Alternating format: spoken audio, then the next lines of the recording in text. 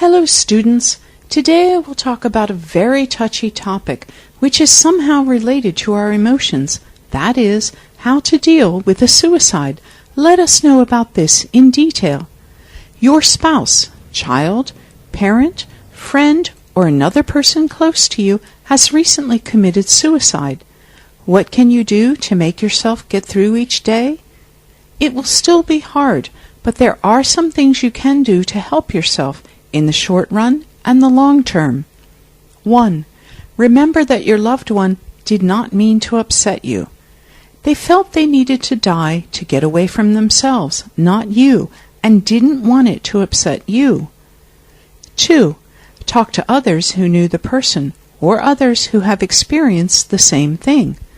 Strength can be found in numbers. The key is to talk about it and get every emotion, sadness, anger, and others, off your chest. 3. Remember that it is okay to cry. Remember that someone died. It is natural to grieve them just as you would anyone else. The fact that they committed suicide is just an extra factor to your bereavement. 4. Try to remember the good times you had. At first, this will seem to plunge you back into despair and grief, but as time passes, you will look back on these times with some sadness, but happiness too. 5. Try not to think about how they died or their suicide at all. Thinking about it will only make the pain stronger, and the suicide will most likely haunt you in your dreams. Not being able to let go after the death of something or someone is most unhealthy.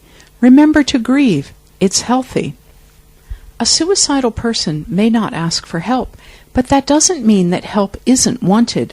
Most people who commit suicide don't want to die. They just want to stop hurting. Suicide prevention starts with recognizing the warning signs and taking them seriously.